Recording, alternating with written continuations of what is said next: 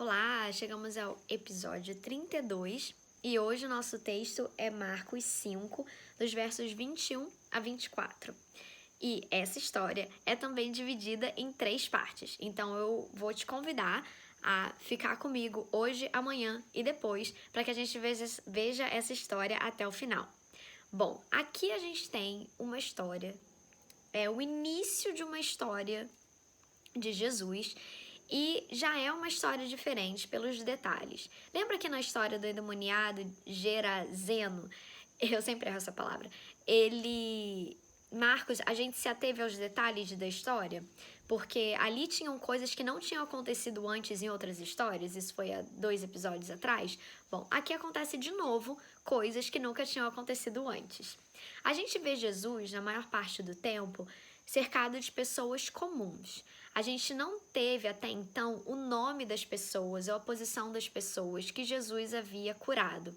Talvez a pessoa que a gente tivesse um pouco mais de informação seja a sogra de Pedro, mas mesmo assim a gente só tem essa referência, sogra de Pedro. Ela não é chamada pelo nome e ela também não é identificada pela sua posição. Aqui a gente tem um pedido vindo de Jairo, um nome, que era o líder da sinagoga, uma posição alta. Até então isso não tinha acontecido na história de Jesus e essa é a primeira vez. Isso chama atenção. Por que será que Marcos aqui usa o nome, identifica essa pessoa pela posição? A gente é muito acostumado a ver Jesus como um homem que veio aqui para essa terra, filho de Deus, ele era Deus e ele sempre esteve muito preocupado com as injustiças sociais, com os excluídos da sociedade. Isso é verdade. Isso provavelmente foi uma das grandes ocupações da vida dele e do ministério dele aqui. Mas a gente precisa entender que a vida de Jesus, ela não é relevante somente para as pessoas que passam por injustiças sociais ou somente para os renegados da sociedade. Na verdade, a vida de Jesus e o que ele veio fazer aqui na Terra é relevante para todas as pessoas. Na verdade, o papel mais importante de Jesus aqui na Terra não foi libertar as pessoas do seu sofrimento e não foi fazer com que os excluídos da sociedade fossem incluídos, apesar disso ter sido muito importante. Mas o maior trabalho dele aqui nessa Terra foi vencer a morte. E é sobre isso a história da filha de Jairo. Quando Jairo chega até Jesus, ele confia que Jesus é o único que pode resolver aquela situação. Jairo não era excluído da sociedade, ele não estava passando fome, mas ele estava frente ao maior inimigo da humanidade. E é um inimigo que até hoje a gente tem que lutar contra, que é a morte. A filha de Jairo estava à beira da morte, não tinha quem pudesse salvá-la.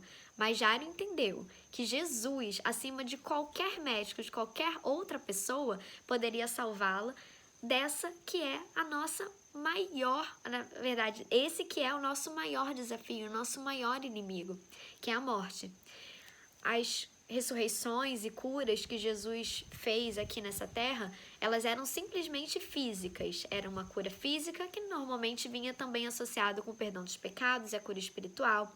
E as pessoas que Jesus ressuscitou também foram ressuscitadas apenas de maneira física. Elas voltaram à vida.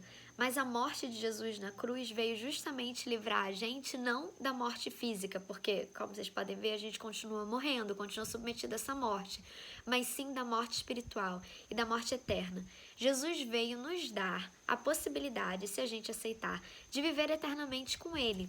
Não agora, porque o tempo desse mundo ainda não acabou, mas vai sim chegar um dia, Jesus fala sobre isso mais pra frente na vida dele, em que ele vai voltar aqui e ele vai nos levar para viver uma vida onde a morte nunca mais vai existir. E a gente lê sobre isso em muitos lugares da Bíblia e principalmente lá no último livro tão temido, Apocalipse. Então que a gente entenda que é sim nosso trabalho, assim como foi o trabalho de Jesus, lutar contra a injustiça social e ir até os excluídos da sociedade e fazer questão de incluí-los. Isso é um trabalho muito importante, mas que a gente nunca esqueça que o nosso maior inimigo é a morte. E o único que pode nos livrar desse maior inimigo é Jesus. E que a gente confie nele, assim como Jairo confiou, de que ele é a única resposta. Essa história não acabou, a filha de Jairo não foi curada e a gente vai continuar ela amanhã e depois.